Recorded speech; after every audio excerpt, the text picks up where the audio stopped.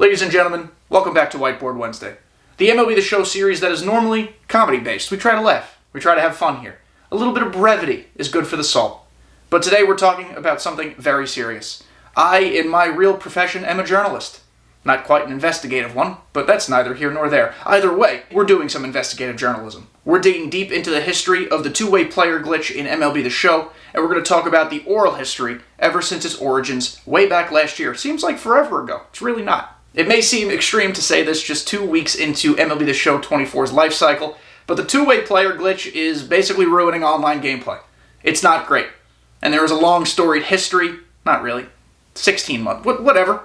There's a storied history of the two-way player glitch. We're going to talk about it today. Of course, if you enjoy this content at any point during your viewing and listening experience, please like the video. Subscribe, of course. We are almost at 3,000 subscribers, and that's just nutty to me. And leave a comment down below. I'm pretty sure none of you like the two-way player glitch, but leave your comments anyway, so we can kill the YouTube algorithm together as a team. Our story begins, somewhat indirectly actually, on February 6, 2023, during the lead-in to MLB The Show 23. We're in the media cycle, we're in the news window. This is when MLB The Show and SDS announced that the Negro Leagues are being added to the upcoming game. The inclusion and creation of the storylines mode inherently brings about players who played all over the field. John Donaldson, Martin DeHigo, several others. Conceptually, it was an amazing idea, and storylines remains one of the most well put together aspects of MLB The Show. No matter what your issues might be with online gameplay, many of which are valid, storylines is damn near perfect. It added multi-positional, two-way stars, legends that a lot of us haven't heard of or at least didn't know a lot about. On the surface, nothing wrong here. But then we fast forward 8 whole days to February 14th, 2023, Valentine's Day, a day of love. 1 year after having Shohei Ohtani on the cover of MLB The Show 22, really the rebirth of two-way players in baseball nationwide, worldwide, across the globe. And the two-way player thing just simply didn't work. They announce on this day, Valentine's Day, so we would all love them, that two-way players will work as intended. That comes along with the announcement of the universal DH, allowing players like Shohei Ohtani to DH and pitch and do all sorts of wonderful things. This was met largely with applause from the community. It was about time, we all said, because last year we wanted nothing more than for Shohei on the cover with beefy, incredible cards to do what he does in real life. Unfortunately, it just wasn't possible. So the addition of two-way players, true two-way players, on the surface anyway, made MLB The Show 23 very, very exciting in terms of how much potential it had. At a point that, based on my research, is very much undetermined, somebody after MLB The Show 23's launch realized that there was an issue, a glitch, a bug, an oh no oopsie with two-way players. This genius or spawn of Satan realized that if you brought in a two-way pitcher from the bullpen in any online or even offline game mode, that pitcher had full stamina, even if they tossed 6 million pitches in the game prior. But not only did they have full stamina for a 3-inning game mode, like if you were using, I don't know, Shohei Ohtani, John Donaldson, in a battle royale or an event, even if you were in that 3-inning game mode, they had stamina for a 9-inning game. They could pitch forever without ever getting tired, and you could use them every single game. Ranked, battle royale, events, to some degree co-op, were all essentially ruined for a lengthy period of time that we'll talk about momentarily.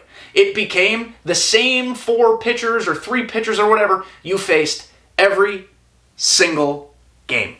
It unfortunately made John Donaldson, in his historic inclusion in this game, one of the most hated pitchers in the history of MLB The Show, its entire franchise. His outlier slider, his outlier fastball, his 72-mile-an-hour forkball became 3 of the most devastating, annoying, and just really boring pitches to face because all you did was face him over and over and over again. Then, on August 7th, 2023, a miracle happened. Ramon opened SDS's Heaven's Gate and graced us with a game update. 136 days after the early access release of MLB The Show 23, SDS gave us game update 13/14 that kind of merged them together. That's neither here nor there. In that game update, they finally fixed two-way player stamina. The patch itself actually deployed on August 8th, so I guess technically it was 137 days after early access that it was truly fixed. The community naturally rejoices. At least the community that was still left playing the game. The most unfortunate circumstance of this entire ordeal was that it alienated such a large portion of the player base. Sets and Seasons was unfortunately already also accomplishing that. But then you compound it with facing the same 3 annoying pitchers every single game, and people just turned the game off. So even by the time this was updated, in August, that's a long time, in August, people weren't coming back. So, cool that they fixed it, they just took a little too long. And even though I'm sure code is very difficult to decipher and figure out without breaking other things, there are interdependent codes, that's a phrase I learned on Twitter the other day, it's still very difficult to fix these things. You have to make sure by fixing one, you don't break another. I'm not out here defending, I'm saying it probably took some time to figure it out. It's just unfortunate that it took as long as it did. So for those of us who were left in August and September, through the cold months, October, November, December, January, and then that little bit of February, we were able to somewhat enjoy the game as much as possible. Gameplay did not include us facing the same pitchers over and over and over again. It was normal again. Everything was looking up. And now we fast forward all the way to March 14th, 2024, the eve of early access for MLB The Show 24. During the Diamond Dynasty feature premiere stream on Twitch and YouTube and all sorts of places, SDS revealed that the Major League Baseball Live Series collection reward, always one of the most sought-after cards really early in the game and sometimes throughout the entire game's lifespan, was going to be Babe Ruth. But not just any old Babe Ruth. It's going to be two-way starting pitcher Babe Ruth. This got a lot of people excited. Yes, Babe Ruth was just in a lot of set 6 lineups in MLB The Show 23, because on paper it's difficult to find a better offensive card than Babe Ruth. But other than like a weird snapshot series 97 starting pitcher Babe Ruth, who really didn't move the needle, this would be the first time we'd have a pretty viable starting pitcher Babe Ruth card.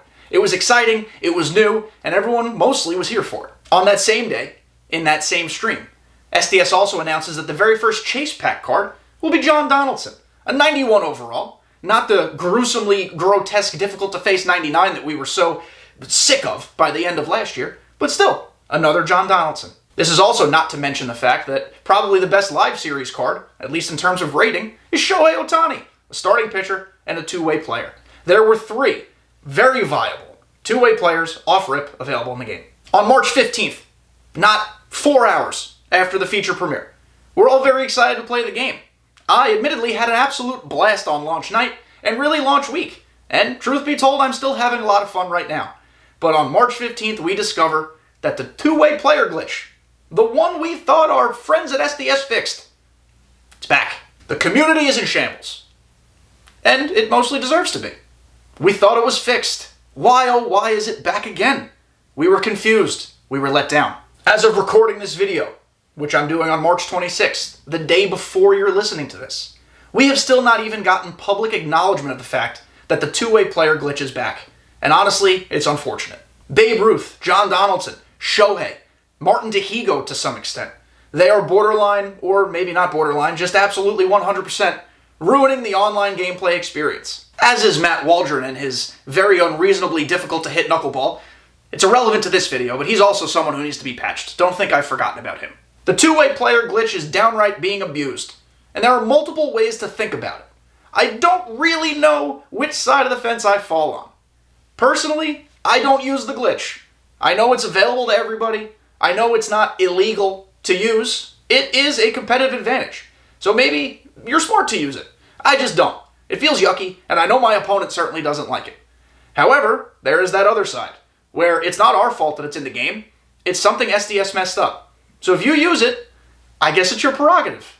I just don't know how I feel about it. An interesting caveat to this entire conversation is that sometime last week, SDS was made aware of and concerned with a Road to the Show stub-making glitch in which one of the perks, one of the slappy, speedy shortstop perks, or whatever it was called, was basically giving you program progress in every single Road to the Show program. Within an hour and a half, if you caught it early enough, you could make like multiple hundred thousands of stubs. That was a problem. It tanked the market. It ruined a lot of the balance in the game. So within days of being notified of that, SDS fixed it. The obvious response to that is that clearly that was a lot easier to fix than the two-way player glitch. Which, if this was the first instance of it, I'd be like, you know what? Okay, that makes some sense. But given the fact that this is the second year in which we have this, and it took 136 or 7 days to fix it the first time, it's a little concerning that we haven't even gotten a "hey, we're aware of it" type of update from the crew at SDS. So what's next, you ask? Hopefully a massive game update. Really, really soon. The two-way player glitch has to be fixed. The knuckleball should be fixed. There are pinpoint problems that are making it very difficult, if not near impossible, to pitch with some folks. That needs to be fixed too. SDS has yet to deploy a massive update yet. That makes some sense considering the game is still new. It's young. They're still collecting data. But it's got to be coming soon. We're approaching 2 full weeks of the game being out, and something's got to give. I would hope that the fact that the two-way player glitch was fixed last time makes it easier to fix this time. I don't know if it's a one-to-one. I don't know if the code corrections are exactly the same. Literally have no idea. As I've said before, developing games is not my strong suit. All I do is this part. I'm the talent. I'm the pretty face on camera. But MLB The Show 24 has loads of potential. The seasons thing, at least early on, looks kind of fun. I'm enjoying the power creep again.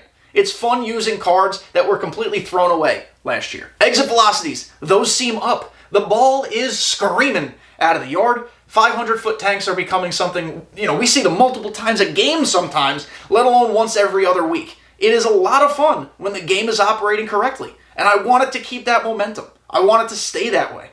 This is arguably the most fun I've had playing MLB The Show in a long time.